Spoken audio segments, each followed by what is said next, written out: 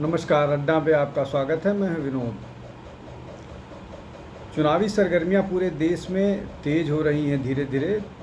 दो फेज़ का नॉमिनेशन हो गया है। 19 तारीख को पहले राउंड की वोटिंग है। सब देश भर की चर्चा हो रही है। उत्तर प्रदेश की चर्चा हो रही है, पश्चिम बंगाल की चर्चा हो रही है, तमिलनाडु की चर्चा हो रही है, केरल की चर्चा हो रही है, कर्नाटक की चर्चा हो रही है।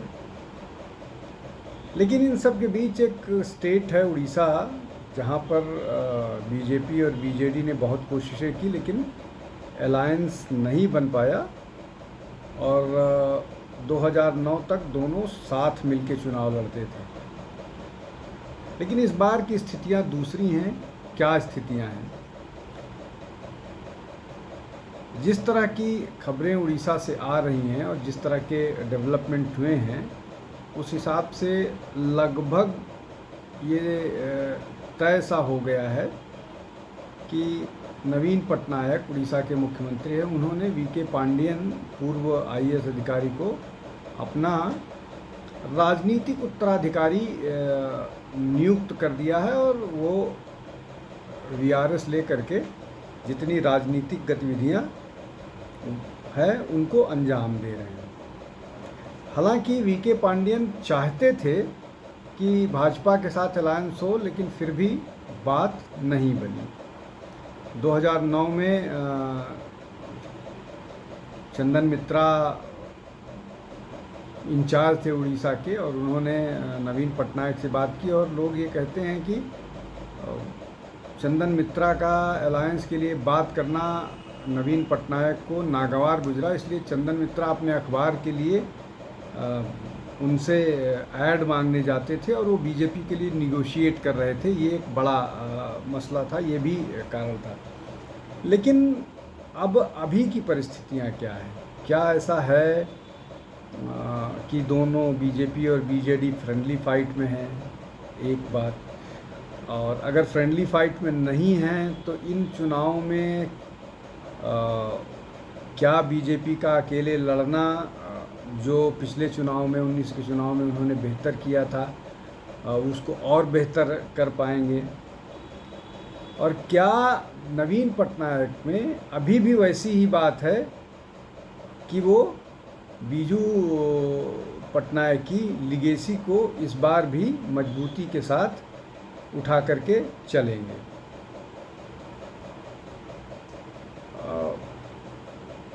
पहले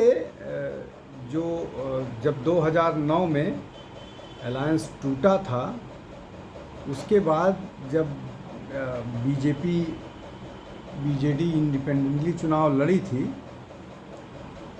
तो उसको 2000 पिछले चुनाव में विधानसभा में 117 सीटें मिली थी और उसके पहले वाले चुनाव में भी वो बहुत मजबूती के साथ 109 सीट के आसपास उनको मिली थी और मजबूती के साथ उभर करके सामने आया। इसमें एक और महत्वपूर्ण बात ये है कि जो बीजेपी का प्रदेश नेतृत्व है वो भी इस पक्ष में नहीं था कि अलायंस किया जाए। उसका कारण ये है कि बीजेपी वहाँ पर अपने बीजेपी वहाँ इनरोड कर रही है, अपने प्रभाव बढ़ा रही है और वो एक बेहतर परिणाम की उम्मीद कर रही थी और अलायंस में जाने के बाद उनको कुछ ना कुछ समझौते करने पड़ते। बीजेपी वहाँ 100 सीटों के आसपास की मांग कर रही थी, मतलब बड़े पार्टनर के तौर पर, जिस पर सहमति नहीं बन पाई। अब जो परिस्थितियां हैं उन परिस्थितियों में क्या, जैसा मैंने पहले कहा, क्या फ्रेंडली फाइट होगी या टफ फाइट होगी? इसमें महत्वपूर्ण बात यह है कि वहाँ लोकसभा और विधानसभा दोनों के चुनाव हैं। तो लोकसभा में क्या परिणाम रहेंगे, विधानसभा में क्या परिणाम रहेंगे, ये देखने वाली बात होगी। अगर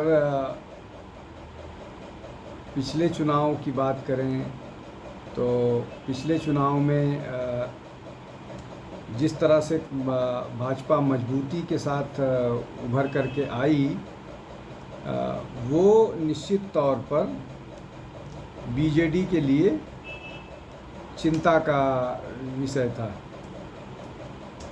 लेकिन फिर भी वो अलग नहीं हुई। वो मजबूती के साथ ये चुनाव लड़ने के लिए तैयार है और अलायंस करने के लिए बीजेपी के साथ तैयार नहीं है। अब क्यों ऐसा है? ऐसा सिर्फ इसलिए है कि पिछले अगर 2019 के चुनाव की बात करें तो 12 सीटें बीजेडी को मिली थी और 8 भाजपा को मिली थी और 1 जो है वो कांग्रेस को मिली थी। अब अगर 1 कांग्रेस को मिली थी, कांग्रेस वहाँ पूरी तरह से अभी साफ है, उनके पास उनका ना कोई बैक संगठन बचा हुआ है और जो वोट हैं, जिस तरह से नवीन पटनायक रिटायरमेंट मोड में जा रहे हैं और जो वीके पांडियन हैं वो उड़िया नहीं हैं, वो तमिल हैं, तो उनकी स्वीकारोक्ति कितनी होगी ये बड़ा विषय है। उसके अलावा बीजेपी हमने अपने इनरोड्स बढ़ा रही है और बीजेपी अपनी योजनाओं को और बाकी सब करके, और इस बार जिस तरह से उन्होंने बहुत सारे अपने केंद्रीय मंत्री जैसे शिक्षा मंत्री जो हैं धर्मेंद्र प्रधान, उनको भी उतारा है। संबित पात्रा दोबारा इस बार चुनावी मैदान में हैं। भर्तृहरि महताब जो बीजेडी से छोड़ के आए हैं वो हैं। विजयन पांडा हैं। तो और ये सारे लोग जो छोड़ के आ रहे हैं, बीजेडी छोड़ के आए हैं, पहले विजयन पांडा पहले छोड़ के आए थे और एक और सांसद हैं जो छोड़ के आए हैं, उनको भी लड़ाए। ये सारे लोग जान रहे हैं कि बीजेडी की पकड़ कमज़ोर हो रही है और उनका वोट जो शिफ्ट हो रहा है वो बीजेपी की तरफ हो रहा है। तो इसमें इन परिस्थितियों में 2 संभावनाएं होती हैं। अब 2 संभावना ये हैं, चूँकि विधानसभा और लोकसभा दोनों के चुनाव हो रहे हैं, तो उन परिस्थितियों में शायद ऐसा भी हो सकता है कि अभी भी विधानसभा को लेकर के बीजेपी के पक्ष में वोट जाएं, लेकिन बीजेपी अपना पुराना टैली मतलब 8 सीट का है वो इम्प्रूव करेगी। शायद वो 12 को भी पार कर जाए, इस तरह की स्थितियां निकल के आ रही हैं। और इस बात की भी संभावनाएं बताई जा रही हैं कि विधानसभा में हंग जैसी स्थिति हो सकती है और बीजेपी एक बड़ी पार्टी के रूप में उभर सकती है। शायद सिंगल लार्जेस्ट पार्टी के रूप में बीजेडी उभर जाए, लेकिन क्लियर कट मेजॉरिटी जैसा पिछले 2 चुनाव में हुआ है, चाहे आप 2019 की बात कर लें, चाहे 2014 की बात कर लें, विधानसभा में वैसी स्थिति नहीं होने जा रही है। ये एक बड़ा हुआ है।